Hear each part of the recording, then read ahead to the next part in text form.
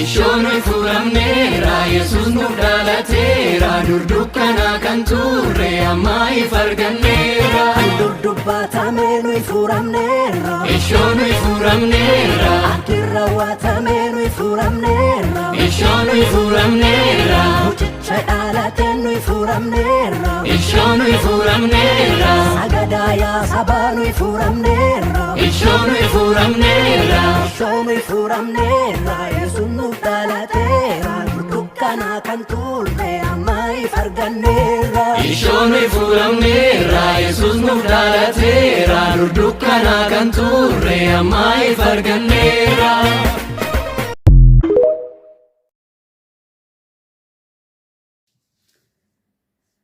Ashama daawwattoota fi dhaggeeffattoota TV kiyyaa hunduma keessaniif nagaa waaqayyoo bakkuma jirtan irratti isiniif haa baay'atu jechaa jirtu jedhee jira.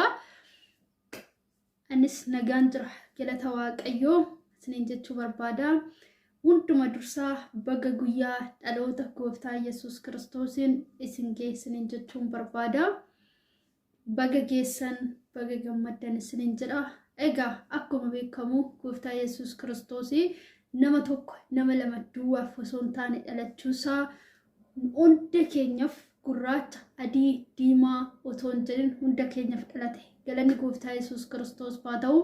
Waaqayyo nuuf dhalatee gooftaa Yesuus Kiristoos nuuf dhalatee isaan fayyina arganne isaan jireenya arganne isaan birmaduu baane jechuudha. Haleluuyaa galanni gooftaa Yesuus Kiristoos haa ta'u. Waaqayyo ba'aa keenya baay'ee nurraa fuudhee baatee jira. Cubbuu keenya nurraa buusee jira. Nuuf jedhee lubbuu isaarree dabarsee jira. Waaqayyo gooftaa Yesuus Kiristoos nu dhalachuun nuuf gammachuu guddaadha. Dhugaa dubbachuuf ayyaana baay'eetu jira. Hoggaa keessatti ayyaana baay'ee dabarsinaa. Ayyaana san keessaa ayyaana kamitti baay'ee gammadde odoonaan jettanii guyyaa dhaloota gooftaa Yesuus Kiristoosittiin gammada. Maaliif oonaan jettanis gooftaa Yesuus Kiristoosin jireenya argadhe, gooftaa Yesuus Kiristoosin ifa argadhe, gooftaa Yesuus Kiristoosin fayyina argadhe. Haleluuyaa galanni gooftaa Yesuus Kiristoos haa ta'u. Kanaaf obboloota koo baga geessan isiniin jedha. Baga guyyaa har'aa geessanii baga waliinuu keenya isiniin jechuun barbaada. Asumaan immoo kallattumaan gara faarfannaa tokkootti isin dabarsa. Galanni gooftaa Yesuus Kiristoos haa ta'u. Faarfannaa baay'ee namatti toludha jechuudha. Baay'ee namatti tola. Mee walumaan dhaggeeffanna.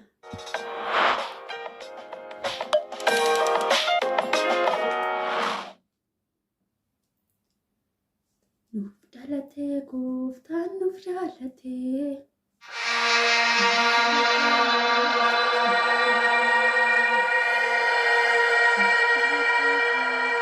Mucaan nuuf dhalateera, ilmis nuuf kennameera. Humni mootummaa isaa gateettii isaarra jira. Maqaan isaa gorsaa, dinqii, waaqayyoo, jabaa, abbaa bara baraati. Hangafa nagaa in jedhama. Ameen. Ishoonu furamneera Yesuus nuuf dhalateera durdukkana kan turre amma ifarganneera.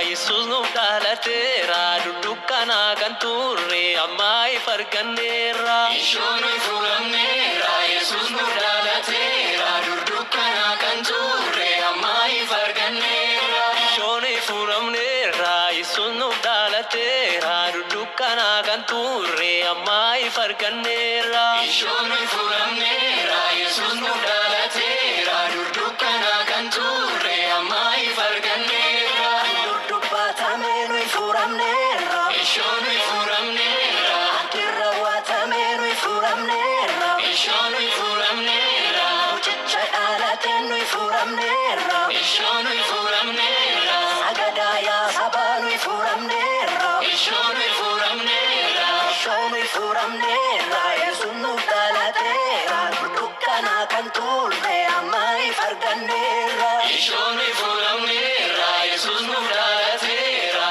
dukkana kan turre amma ifa arganneerra.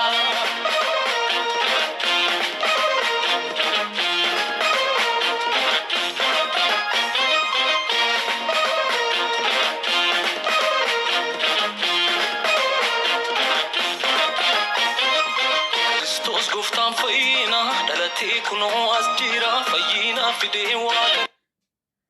Haleluuyaa Yesuus gooftaa faarfannaa kanatti akka eebbifamtan abdiifamantiin qaba.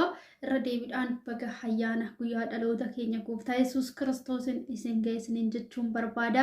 Isaan jireenya arganne isaaf fayyina arganne gooftaa Yesuus Kiristoos waan guddaa arganne jechuudha.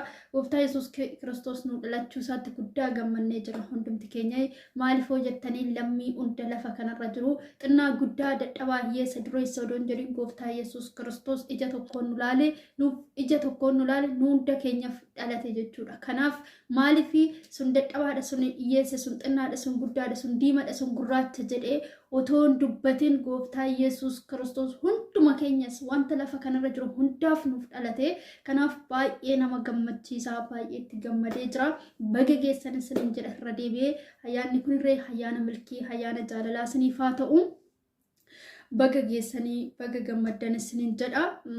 Dhugaa dubbachuuf gooftaa Yesuus Kiristoos guyyaa dhaloota isaa kana caala wanti nu gammachiisu tokko hin jiru. Maaliif jettanii dukkana keessaa baanee birmaduu argannee fayyina isaan argannee jireenya bara baraata arganne jechuudha. Yommuu odoo gooftaa Yesuus Kiristoos nu dhalachuu baate jireenya bara baraan argannu jiraachuu birmadummaan argannu fayyina argannu garuu gooftaa Yesuus Kiristoos nu dhalachuudhaan jireenya bara baraa argannee jirra. Galanni gooftaa Yesuus haa ta'u. Akkasuma isiniin jedha obboloota koo baay'ee sin jaaladha baay'ee sin kabajaa ayyaana irree ayyaana gaarii isiniif haa ta'u. Bakka jirtanitti nagaa waaqayyoo isiniif haa baay'atu. Viidiyoon kun yoo isinitti tole laayik sheer sabskiraayib gochuudhaan na jajjabeessaa ayyaana gaarii isiniin jedha.